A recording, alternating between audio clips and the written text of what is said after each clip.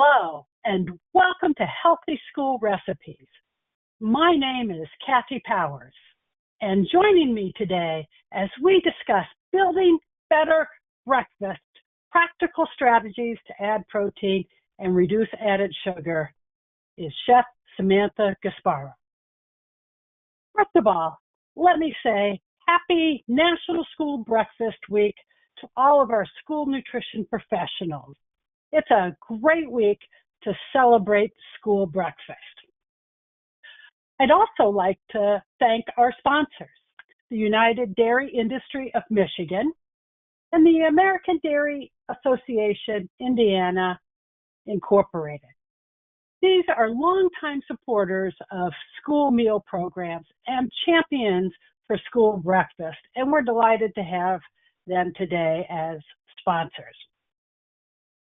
A few housekeeping items for those of you who are new with us. If at any time you have technical issues, please access the help screen at the top of the attendee control panel. During the webinar, all attendees will be muted. However, we love hearing from you. We love comments, questions, your thoughts, anything you want to share with us. Please do that through the question box, and we'll try to address those as quickly as possible. We love having insight into what some of your challenges are, what some of your questions are, and just anything that you want to share with us. Additional housekeeping items, the handout, which includes the recipes, is available under the Handout tab. The recipes are also available at Healthy School Recipes. You'll receive an automated email with a certificate of attendance about an hour after the webinar. If you're watching this as a recording and need a certificate of attendance, please email coast@culinarynutritionassociates.com. You'll receive another email later on this afternoon with the handout and additional resources from our friends at Dairy. The overview for today's webinar: after this brief introduction, I'll share some nutrition insights, and then we'll go to Chef Sam for the first recipe demonstration. It'll come back to me for more nutrition insights, and then back to Chef Sam for her second recipe demonstration. We'll wrap up with some key takeaways, opportunity for question and discussion. We'll talk about how you can incorporate these concepts into your program. Last, we always have a giveaway at the end of the webinar. However, you must be present to win. We will be giving two giveaways away today, two blender kits with a 16-inch immersion blender with a wall hanger and bucket. But you must be present to win. So stay with us till the end. Great. Let's get started with today's webinar. The objectives for today: after completing the webinar, you will be able to identify strategies to incorporate protein-rich foods into school breakfast menus to support student satiety, focus, and overall nutrition. You'll be able to evaluate strategies to reduce added sugars in breakfast offerings to meet updated school nutrition standards. And you'll be able to evaluate your current breakfast menu options to identify opportunities for improving the nutritional content and meeting student preferences. We always like to begin with an engaging poll question. So we would like to know, what is your biggest challenge you face when adding more protein to your breakfast menu? What is your biggest challenge that you face when adding more protein to your breakfast menu? Is it the cost of ingredients, student preparation, limited student preferences, limited preparation time, meeting the nutrition standards, or other? And if you type in other, please let us know what that is. I'd like to know what your biggest challenge is. Now, we have a couple of polls throughout the webinar. We typically will give you 30 to 45 seconds to do the poll. Because we have so many new folks, we'll give you just a little bit longer for this poll question. And we'll go ahead and close the poll now. And it's neck and neck. 38% of you said your biggest challenge is student preferences. And then 34% said limited preparation time. 16% said cost of ingredients. 9% said meeting the nutrition standards, and 3% said other. So some of the other comments are limited prep time and cost. Thank you, Stormy. Brittany commented that the grab and go packaging options was a limiting time and cost, said Amanda. A combination of limited preparation time and having to serve in the classroom. Thank you so much, Sarah. So let's dive into the subject of today. But first, I want to talk about breakfast as a whole topic. We know that breakfast is important for our students, and almost 15 million students benefit from school breakfast each day. The health benefits that breakfast provide are numerous, including filling basic nutrient needs such as calcium, vitamin A, and vitamin D. Breakfast provides energy. It helps our students have increase their attention span. It improves concentration and improves memory. We know that everyone benefits from breakfast. Today, we're first going to talk about protein at breakfast. And I love the idea of adding more protein at breakfast. And we'll get into the whys in just a moment. Just to review the updated USDA nutrition standards related to meat alternates at breakfast, it establishes a combined grain and meat alternate meal component in the school breakfast program. So that has removed the requirement that schools have to offer 1 ounce equivalent of grain each day, and the schools may offer the required amount of grain and meat either as all grain, as all meat alternate, or as a combination of both. And this allows us to offer more protein items at breakfast. Now, why is protein important for us? Well, we know that protein is a major functional and structural component of all of the cells in our body. And as such, it participates in virtually all biological processes in our bodies. The building blocks of proteins, those amino acids that are essential, are used to build and maintain bones, muscles, and skin. Amino acids also produce molecules such as enzymes, hormones, neurotransmitters, and antibiotics. So we know that protein is essential. Now, typically in America, we have little protein at breakfast, more at lunch, and the majority of protein at dinner. The ideal protein distribution would be more evenly distributed throughout the day. Now, as an adult, I don't really need to be as concerned about protein throughout the day because I'm not building cells as rapidly throughout the day as our children are. It's really important that children have a more even distribution of protein throughout the day because their bodies are in a constant state of growth. Now, why is protein at breakfast important? Well, first, we know that when we consume more protein, we're going to have a greater feeling of fullness or greater satiety. protein's going to take longer to digest, and we're going to feel full longer.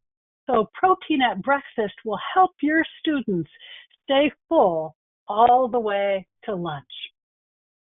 We know that protein at breakfast will help improve diet quality, and not just necessarily the amino acids that are important, but improve the overall diet quality, which will benefit muscle health. As well, we know that protein at breakfast can contribute to glucose regulation. For one study showed that participants consuming a high-protein breakfast had improved blood sugar control and insulin levels after consuming white bread. So when we look at school menus, what are some options for that meat alternate at breakfast? Well, many of you know these. Yogurt, cheese, eggs are common at breakfast. We could also serve beans, maybe sausages, nut butters, and nuts and seeds. Lots of opportunity to add protein at breakfast. Let's talk about a couple of these popular choices. Yogurt, 1/2 cup of yogurt will provide a 1 ounce equivalent meat alternate. One of the benefits of yogurt is that it's student friendly. Our students love yogurt. Plain yogurt also helps you increase the versatility of use in your menu so that you can use it in multiple things. If you bring in plain yogurt, you can use it in a yogurt parfait, but you can also use it in making some of your favorite salad dressings and sauces. Yogurt is easily flavored, and yogurt is a USDA food, available both bulk and as cups. So how can we use yogurt at breakfast? Well, in addition to the yogurt cups, have you considered maybe a custard toast or a yogurt parfait? Smoothies are so popular today as grab-and-go items, but smoothie bowls are finding a place in the school menu. And then dips, such as a wild blueberry dip or a peanut butter yogurt dip. And then, of course, a yogurt and fruit cruncher bowl. Lots of opportunity for yogurt. Cheese as well is a popular meat alternate at breakfast. A 1 ounce serving of cheese provides a 1 ounce equivalent meat alternate, and cheese is kid friendly. You add cheese to just about anything and it turns it into an instant favorite.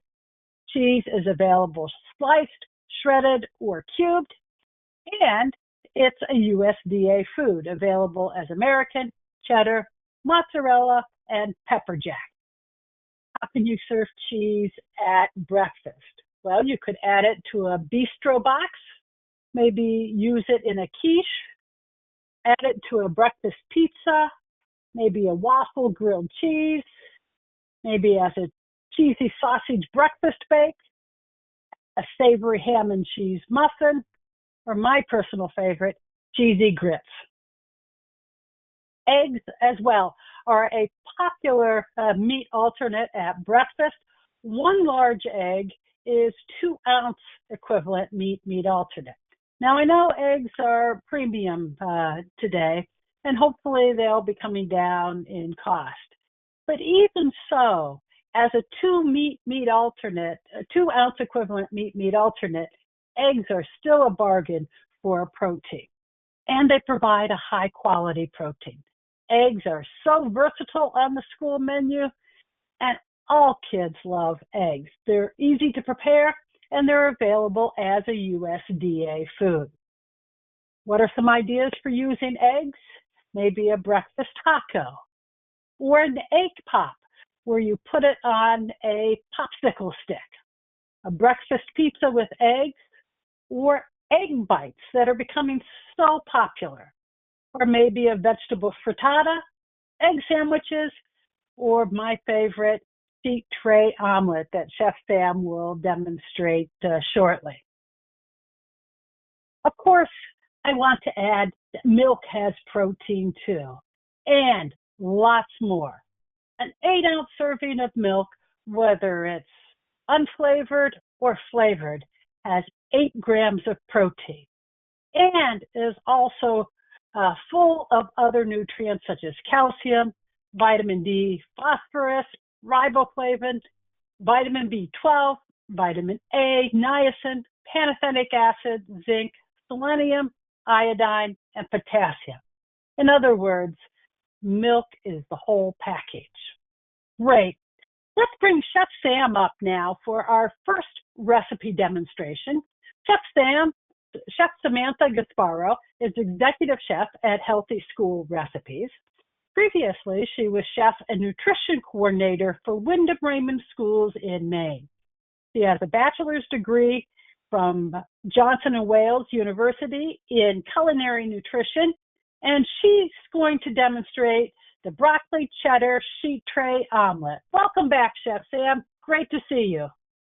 Great to be here today to make some delicious recipes that really showcase the potential of dairy. And while we make these recipes, we can think about the other options we can also make, maybe substitutions we would make. So this recipe I love because it is the sheet tray omelet, which I think is a really great idea for serving omelet style food, being able to utilize, any roast or peppers and onions, frozen peppers and onions, any ham and cheese or other ingredients to make omelets, right? So it's pretty simple, and usually we can get our hands on these ingredients. So this omelet in particular I love because it's got the broccoli in it, and anytime we can get more vegetables at breakfast, I always think that's a great option. So basically what we're going to do here for the sheet tray omelet to get our nice protein-packed egg breakfast going on is we have some egg and we have some milk, and we're just going to take them and we're going to mix it together. So I'm going to add the milk right to the egg mixture here, and then I'm going to add just a little bit of salt and a little bit of pepper for flavoring. Now I'm going to be using pasteurized eggs, and we're just going to mix it all together. So if you have fresh eggs, you're thinking, oh, fresh eggs would be great. Fresh eggs are going to be a little more work at breakfast, so you're going to have to crack those right before you cook it. With pasteurized eggs, you're able to maybe measure it out the night before, get all your ingredients ready, and so just being conscious that you can't crack your fresh eggs the night before and then put them in the fridge so you're ready for breakfast in the morning. So that would be a food hazard. So you just want to be careful about how you're planning on to use your fresh eggs with the sheet tray omelet or scrambled eggs or in any capacity, but they should be cracked as close to cook time as possible. But with the pasteurized eggs, which I absolutely love for schools, you can really, do all your work ahead of time. You can have all of this measured out, so that way when you come in the morning and you're short on time at breakfast, all you're doing is dumping and baking. You can have a lot of that mise en place or everything ready, set to go, so when you walk in, you're ready to bake. So here is some frozen broccoli florets. This is what we'll be using for the broccoli. Just want to make sure you thaw it, because any water moisture that is in the broccoli, you want to make sure that's drained out. So typically when we want to thaw our frozen vegetables, we just make sure that we pop it in a perforated pan, also known as a holy pan, and then have a solid pan underneath it the night before. Dump the frozen broccoli in there, let it thaw, and in the morning it's ready to go, and any water has kind of dripped off of that broccoli, so that way you're not catching any water in your omelet. Because if you put the frozen broccoli directly on the tray and it thaws in the oven, you're going to get little water pockets, and you're going to see that in your omelet. So just for maximum food quality and presentation, you want to make sure that you're thawing that broccoli beforehand, and it's going to cook a lot faster too, which is another time sensitive issue with our breakfast in the morning. So next I'm going to give this pan a little spray, the sheet tray, and I'm going to add my broccoli just in a nice even layer. So I'm using broccoli right now, but this could be diced ham and cheese. This could be ham, cheese, and some peppers, frozen peppers that you've thawed. This could be really any ingredient that you want. I love the idea of every week maybe offering, having omelet Thursday, right? Offering a different rotating omelet, specialty omelet for breakfast. You can offer choices, change it up, and slowly over time, by offering the different options, you can understand your students' palates and what they're looking for, and what their favorites are. So next I'm going to take my milk and egg mixture, And I'm just gonna pour it over my broccoli. I sprayed my pan, and that's an important step to this, right, in the cleanup process. So you wanna make sure you're not disrupting it too much. I don't wanna mix my broccoli and my eggs on here. I don't wanna disrupt that pan spray because I want it to come off nice and clean when we're ready to go.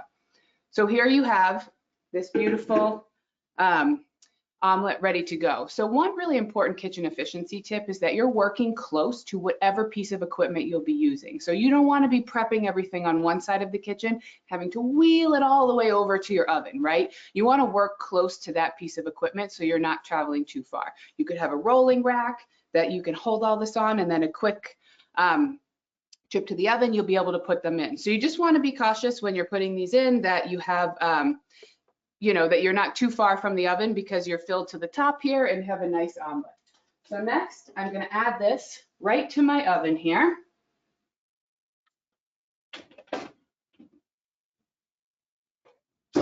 And just like magic, I will pull out my beautiful omelet here. So here we have this beautiful omelet where it's nice and got the nice caramelization. It almost roasts the top of this broccoli here, right? So you get that nice look to it. But kind of what Kathy said, the one thing we're missing here is that delicious cheese. So we want to get that nice melty cheese on this. And what makes so many things better? A little bit of cheddar cheese. So we're going to add some cheddar cheese right to the top of this. So we got that nice broccoli cheese combo that kids really like. I'm sure a lot of schools here will serve even broccoli at lunch with some cheese sauce. It's a great way to get kids kind of eating those vegetables. So next I'm going to put this, if I was serving this, I would just put this right into the warmer. What that's going to do is it's just going to give this a nice gentle melt. So that's what I'm going to do right here is put it back into this warm oven. Not too hot. You don't want to be full on cooking that. You just want to get that nice, melty, ooey gooey, cheesy effect to it, right? You don't want to get too crunchy. So anytime you have anything that needs just a quick melt, the warmer is the best place to do it. To complement this sheet tray omelet, what I want to make here is some roasted cherry tomatoes. And this is really going to add a vibrant color, but it's also going to add this nice acid balance to your savory broccoli cheese protein that we have going on. So this is really simple. We just have our cherry tomatoes, and I love this idea because if you have a bunch of cherry tomatoes that you were using on your salad bar and you're not going to use all of them, and then you don't want them to go bad, this is a great way to preserve them, because you could also do this and then freeze this and use this whenever you want it. And one of the tricks in school nutrition, if you're able to freeze food, is that you really can cook once and use it many different times. So next here, I'm going to add a little bit of oil because we're going to roast these up, but and caramelize them up, and you're going to get a lot of natural sugars coming out of these tomatoes. But I'm just going to toss this together. I just want that little bit of oil to just protect these in the oven so they don't get too burnt, because they'll get a nice little caramelization. And you're going to get some nice juice on these too as they roast and kind of pop, and that's what we're going for. This is something that you can use on this omelet. You can use this in a pasta salad if it's cold. Once you roast them, you can use them in a warm pasta dish. You can toss them with a roasted vegetable. Really, there's a lot of potential if you just know this trick, because it packs so much flavor. So you can prevent food waste too by not letting your cherry tomatoes go. So we're going to put this in the oven. We're going to roast these. So it's about 400 for about 20 minutes until they really get a nice little caramelization on them and that nice browning.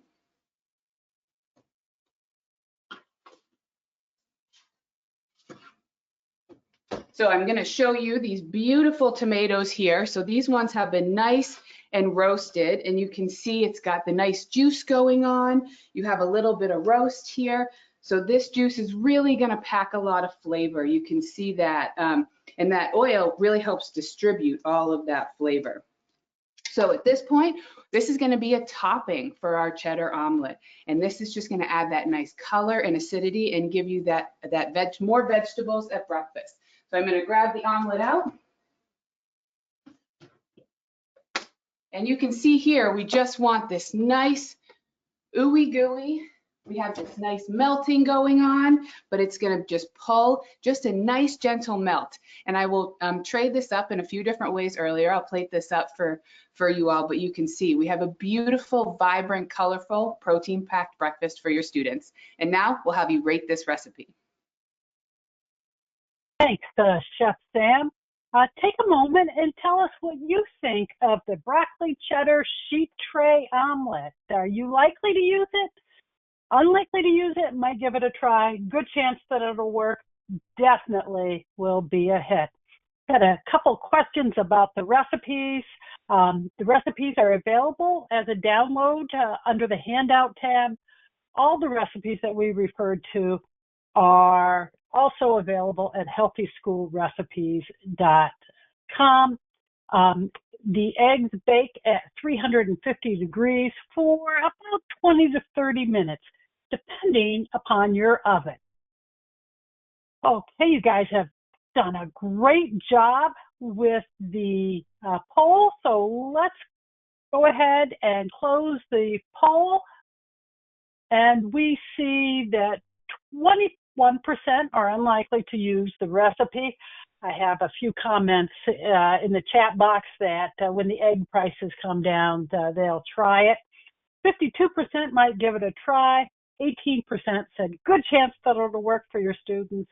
9% said definitely will be a hit. Terrific. A couple of questions have come up that I want to answer while we're on the omelet. Somebody asked if you could use fresh broccoli. Absolutely. In fact, this recipe was first developed with fresh broccoli. And then I've had a couple questions with folks asking about salt. Can we use salt? Well, as you do more scratch cooking and less processed food, you're going to be able to use a little bit of salt. Salt is flavor's cheerleader, and we need to sometimes use just a little bit to give that flavor a little cheer. Now, this webinar is not on sodium, so I don't want to get too far off track. But the egg recipe calls for 1 teaspoon of salt for 48 portions. 1 teaspoon of salt has about 2,200 milligrams of sodium. So if I divide that by 48 portions, I'm only adding 47 milligrams of sodium. Now I want you to compare that 47 milligrams of sodium to some of the processed products that you have. Maybe look at the egg pot patties that you're bringing in, and you'll see that they often have more sodium than just using a small amount. Great. I love your comments, and we're going to continue to come back. I see that somebody, Sherry, was asking about using spinach. Spinach would be great in this sheet tray omelet. Of course, you want to cook the spinach first and make sure you drain the moisture. We'll answer more of those questions as we continue throughout the webinar. Now I want to talk about reducing sugar at breakfast. This is on top of all of our minds. I want to remind you that the dietary guidelines for Americans, which help formulate the nutrition standards for school meals, says that we should limit food and beverages higher in added sugars, saturated fat, and sodium. We've done a great job in school nutrition with controlling the sodium and reducing saturated fat. Now we're turning our attention to added sugars. The dietary guidelines say that we should limit added sugars to less than 10% of the total calories. Now, this chart here is a little bit busier. Let me see if I can get my pointer to work. So this is comparing the amount of added sugar as a percent of calories. Our recommended maximum intake is that blue hyphen, and then the average intake is this orange dot or bullseye. And this is broken down for males and females, and then broken down by age group. And what I want you to see here is that the average intake is highest at 9 through 13 and 14 through 18 years of age, both for boys and girls. So this is one reason why it's particularly important that in school meals that we pay attention to added sugars, because it's those age groups that are consuming almost twice what we should be. So, of course, you're going to ask, well, so what? What are the health risks of a diet high in added sugars? Why does it matter? Well, we know that diets high in added sugars are associated with higher caloric intake. Makes sense, which can contribute to weight gain and obesity. There is an elevated risk of type 2 diabetes with excessive consumption of added sugars that can lead to insulin resistance, which is a precursor to type 2 diabetes. Long been established that food and beverages high in added sugars promote the growth of bacteria that cause tooth decay and cavities, especially when consumed frequently throughout the day. There's an increased risk of heart disease with an intake of high levels of added sugars. It's linked to elevated triglyceride levels, lower HDL cholesterol levels, and that's the good cholesterol, and other increased risk factors for heart disease. And then, of course, poor nutrition. Added sugars in our diet often displace more nutrient-dense foods. For example, sugar-sweetened beverages often will displace milk in our diet. Sugar-sweetened beverages contain empty calories and little to no essential nutrients, as opposed to something like milk, which we know contains over 13 essential nutrients. Now, I want to make the distinction between the total sugars and added sugars. Total sugars include all of the sugars present in many foods, such as dairy products and fruits. Those sugars, the natural sugars, are the good sugars that we need. Added sugars are those that are added during the processing, such as sucrose or dextrose, foods packaged as sweeteners, such as table sugar, and sugars from syrups, honeys, and so forth. They do not include the naturally occurring sugars found in milk, fruits, and vegetables. So total sugars have the natural sugars plus the added sugars. And then added sugars are, of course, just those that are added. And it's important that you look at the food label so that you can distinguish the difference between the total sugar and the added sugars. I want to add that added sugars during processing would be anything that ends in OSE: dextrose, fructose, glucose, lactose, maltose, sucrose. Added sugars will also include things like brown sugar, corn sweetener, corn syrup, fruit juice concentrates, honey, malt sugar, molasses, sugar, syrup. So as you're reading the ingredients in food packaging, you can see that often there are many types of sugars in one item. Now, the dietary guidelines say that we should have no more than 10% of the calories from sugar in our diet. So 10% of 2,000, which is an average calorie consumption for adults, would be 200 calories from added sugar. We measure sugar by grams, as we saw on the label. So we divide that by 4 calories in 1 gram of sugar. And the math tells us we can have about 50 grams of added sugar each day, which doesn't seem too bad. 50 grams is almost 2 teaspoons. And so that doesn't seem too awfully bad. Or, I'm sorry, 50 grams is about 2 ounces, or about 12 teaspoons. Now, let's take a look at the updated USDA nutrition standards related to added sugar. Over the 4 years of the phase-in, this year has been preparation for phase 1. So the standards were updated last April, and we've had this school year to prepare for phase 1. Beginning July 1st, 2025, we'll have phase 1 begin. And that's where we'll see product-based limits. So there will be limits on certain products. And then the following school year, 26-27, we're going to be preparing for the next phase. And the next phase is where we'll see overall weekly limits for sugar, which will be less than 10% of the calories across the week. Product-based limits are for cereal, no more than 6 grams of added sugar per dry ounce.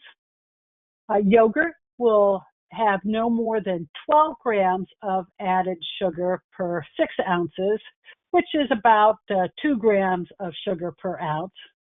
And flavored milk will have no more than 10 grams of added sugar per 8 fluid ounces.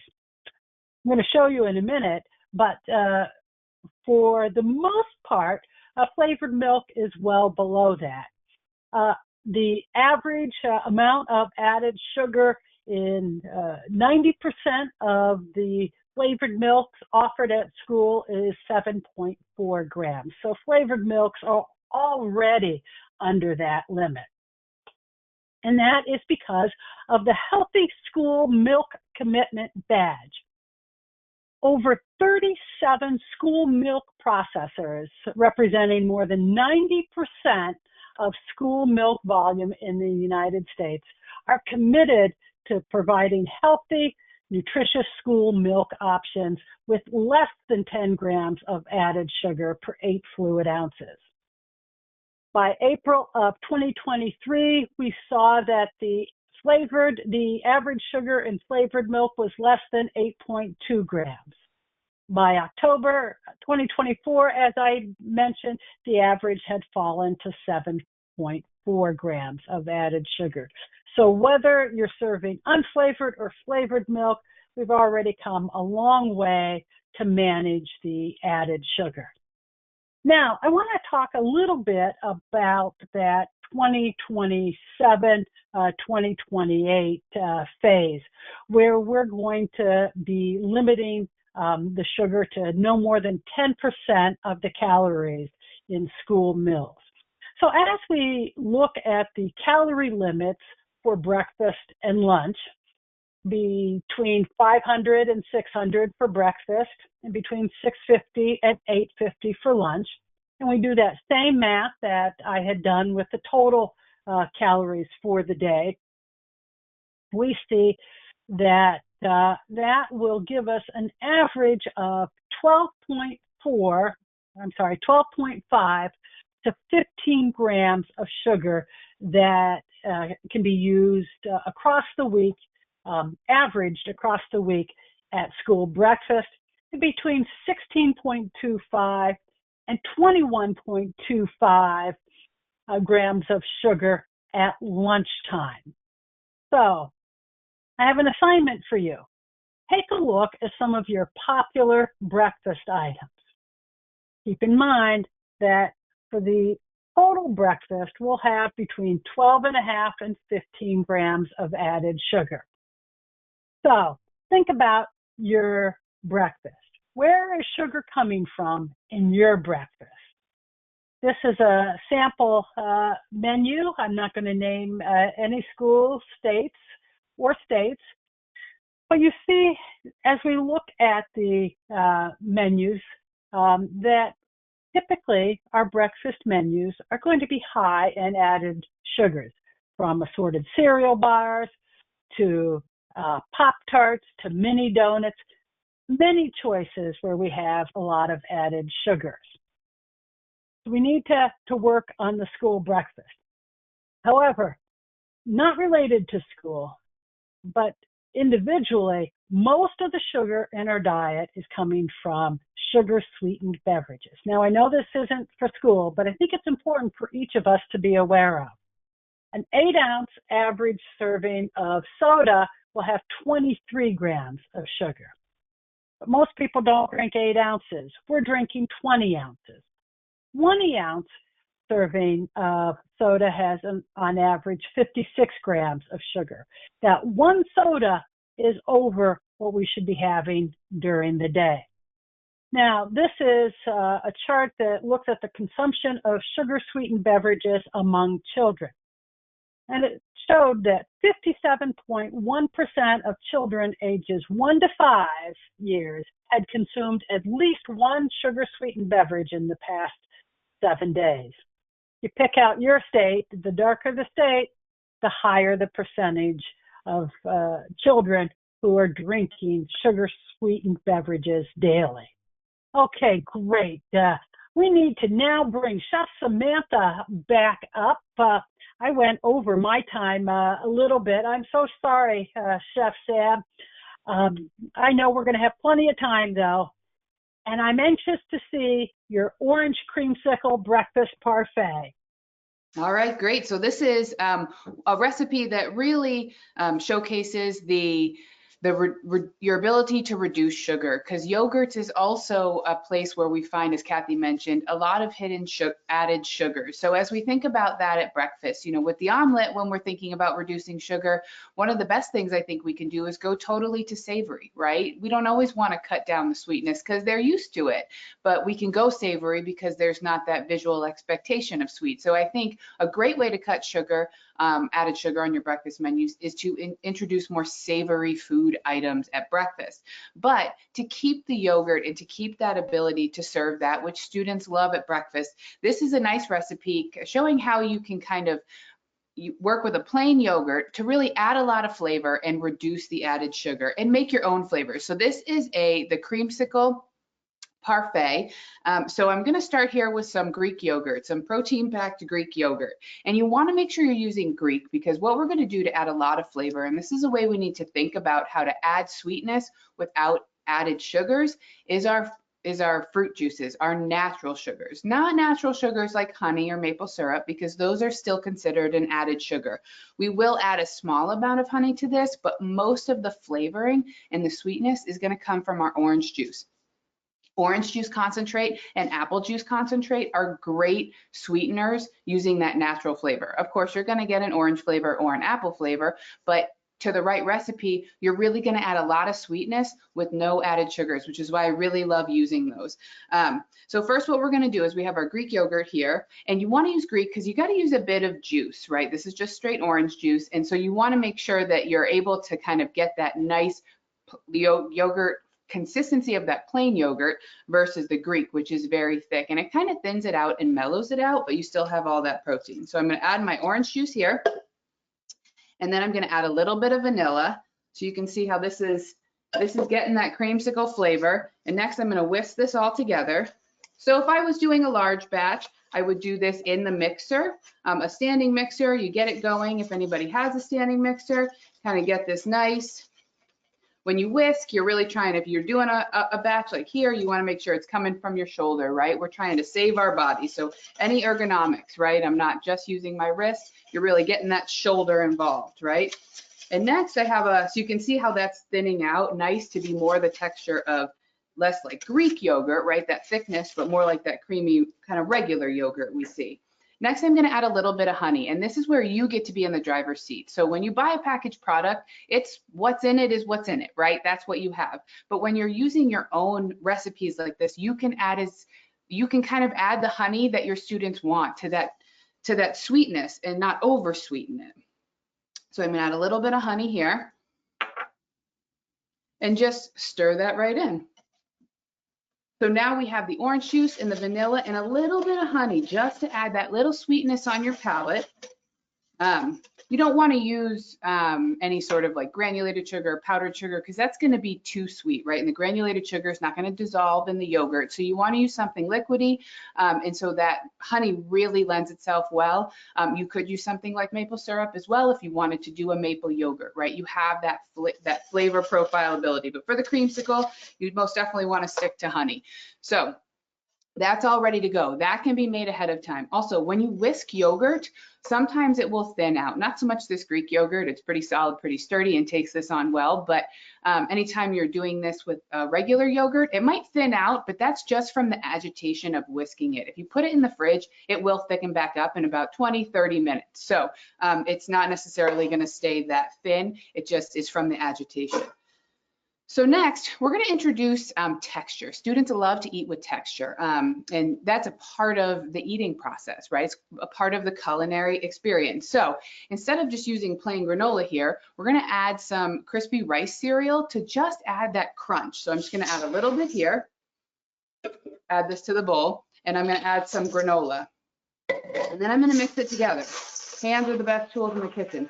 So you have those different textures as they're going to eat their parfait or their yogurt bowl. So you want to have those different flavors. You can make your own granola. It's also a great way. Sometimes with granola, there can be a lot of added sugar in the granola. So by adding this crispy rice cereal that doesn't have a lot of sugar in it naturally, you can kind of offset those prepackaged granolas. And again, if you make your own granola, you can really cut down on that sugar by putting you in the driver's seat of it. But if you are using the bags, this is a great way to cut it down and then add nice texture. So a lot of times, I'm sure a lot of you are making yogurt parfaits. It's a great option for our students. But to show you how you can make a bowl as well, I think is a great concept, especially if you're thinking about utilizing salad bars at breakfast with your students. You can give them, right, the bowl of yogurt, and then they go to the salad bar and they get to pick all of their toppings. So it really makes it more customizable, which we know really lends itself well to the students eating more. Next, I'm going to add a little bit of my topping here, and then I'll add a little bit of my mandarin oranges, which really put this all into place as a beautiful creamsicle. And I'll showcase it as a parfait, but I love the idea of a bowl too. You can have ones with lids that they can just take right with them if they're eating on the go. So now we'll have you rate this recipe. Great. Thanks, Chef Sam. Tell us what you think of the orange creamsicle parfait. I am anxious to see what you think of this item. Let us know. I love taking plain yogurt and sweetening it just a little bit to give us that sweetness, but not overly sweet. I heard a tip once that some schools are using half sweetened yogurt with half plain yogurt, and that works as well. So we'll go ahead and close the poll.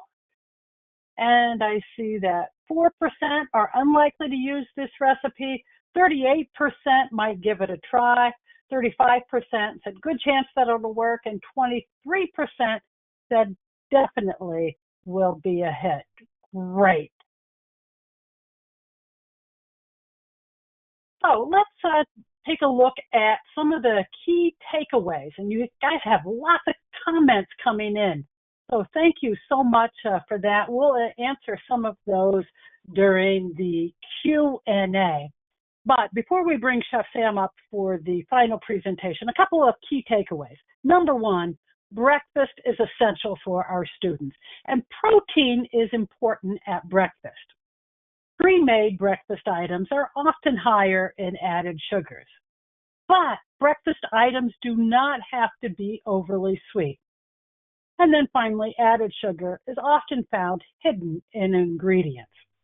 We had a comment from Nicole saying that she's been slowly taking these sweet items off her breakfast cart. And that's a great thing to do. That's why they gave us a year head start. So I want you to think about how you're going to take this back to your kitchen. How can you increase breakfast participation in your school? What breakfast item on your menu is highest in sugar? That's where I would start. And then think about how you can add protein items to your breakfast menu. Let's do another poll question before we bring Chef Sam back up. What types of protein-rich foods are currently in your breakfast menu? Eggs, yogurt or cheese, nuts or nut-free alternatives, meat or meat substitutes, or other? What do you think? You guys are doing a great job with the poll questions. We love to be engaged. Oh, you guys have great answers here.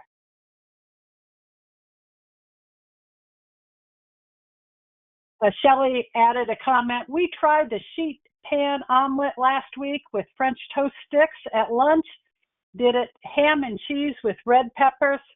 Great job. Thanks so much, Shelley, for that comment.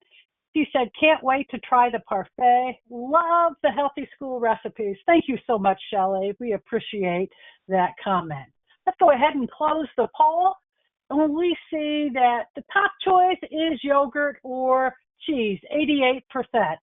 73% said eggs, 67% said meat or meat substitutes, and 12% said nut or nut-free alternates. And 3% said other. Stormy commented that sometimes they do sunflower seeds with the breakfast meals. Great. Let's bring Chef Sam up, and she's going to show us the final presentation of her dishes. Oh, that looks great, Chef Sam. I'm going to take down my camera. Well, actually, I'll take down my slide so we can see your items better. There we go. Okay. All right, so some different options. And while I'm going through the recipes, it's always for a smaller portion than the standardized 50. So I don't often give portion sizes because it's not really applicable to the smaller batch that I'm doing. But you can always find, I'm sure as Kathy mentioned in the chats, you can always find the recipe on Healthy School Recipes, and you're gonna scale that up as well.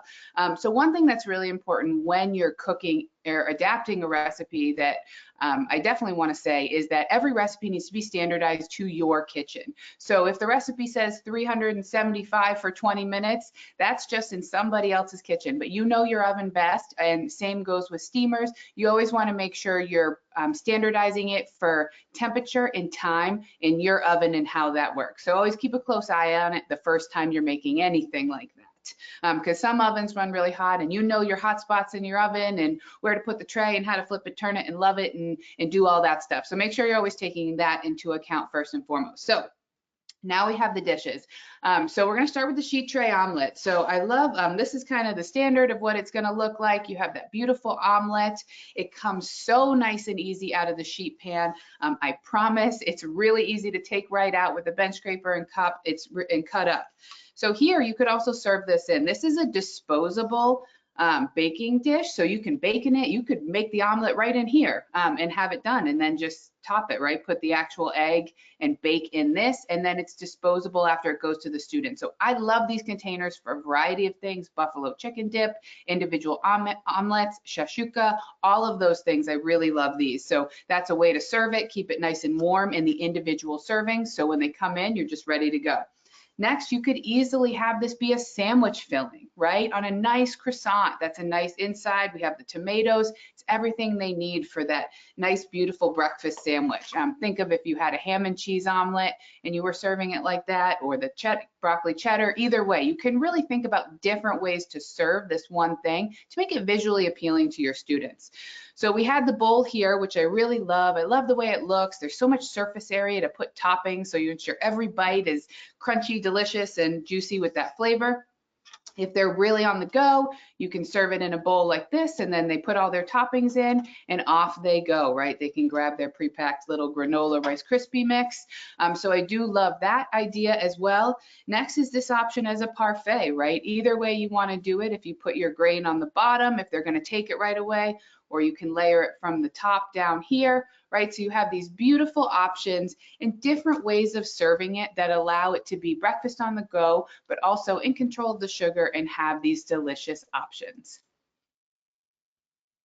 Thanks, Chef Sam. Those look great and so many options for serving. Let's go ahead and bring Brianna Henton from the United Dairy Industry of Michigan up, and Sherry Shipp from the American Dairy Association, Indiana. Oh, thank you so much, Brianna and Sherry, for sponsoring today's webinar. And in just a minute, you will be announcing today's winners, but we do have a few questions. Sam, John is wondering, is the individual baking dish compostable? You know, I don't know about that. That's an excellent question. There's probably some kind of liner on it, but I'm not sure about that. That's an excellent question. That's always something that we should consider now in the abundance that we use items in school nutrition. So I'm not sure, but Kathy, do you know?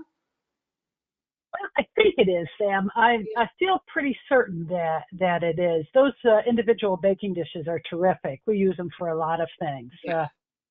I'm pretty sure that it is. Yeah. Shelley says that she's purchased bakeable bowls that look like that. And I think they are compostable.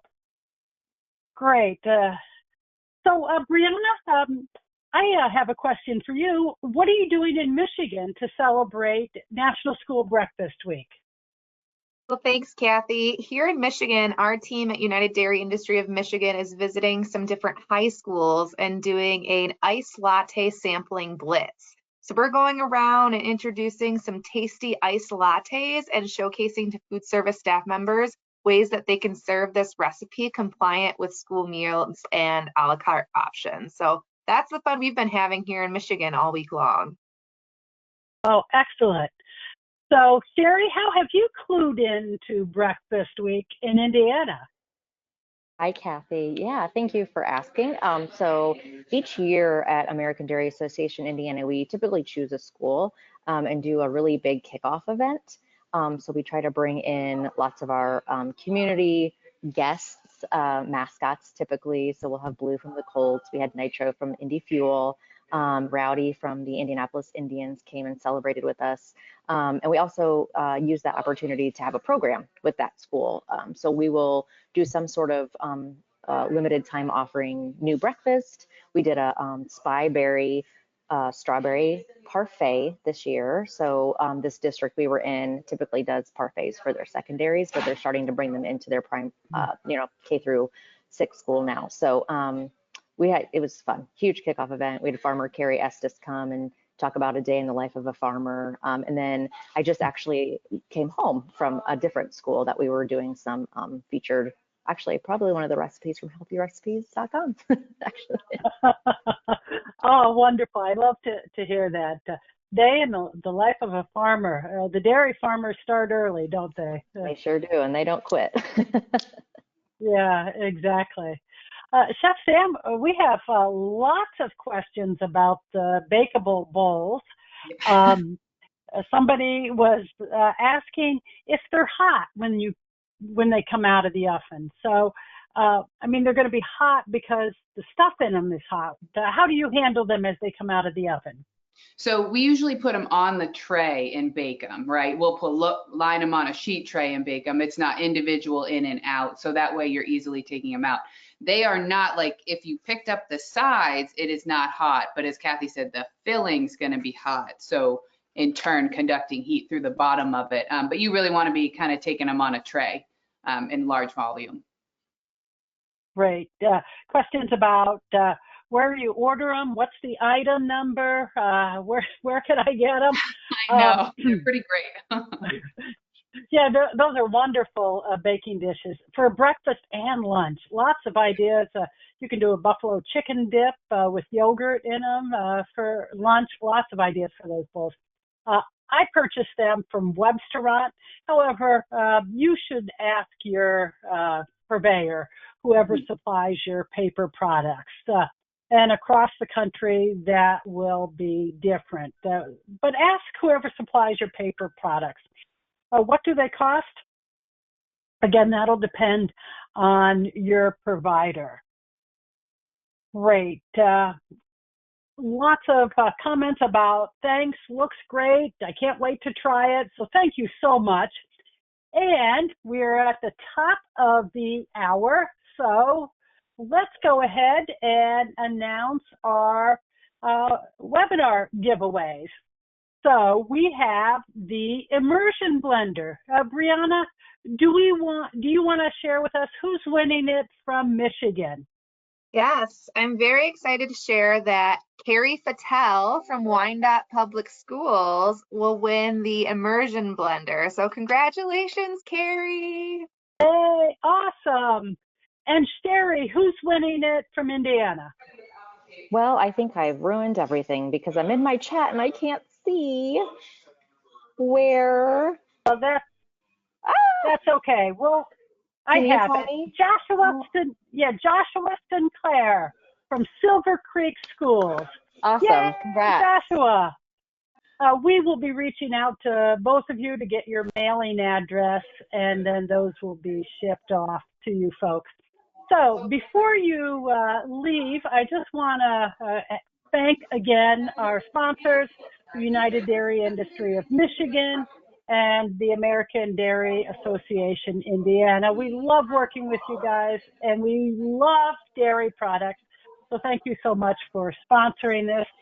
I want to remind everyone to please take a moment to fill out the evaluation survey. That information is very important to us and the folks from dairy. You'll be receiving your attendance certificate this afternoon in an automated email. And if you're watching this as a recording and need a certificate, please email coast@culinarynutritionassociates.com. Thanks everybody for joining us. Thank you, Chef Sam, for a terrific demonstration. Happy National School Breakfast Week, everyone. Take care.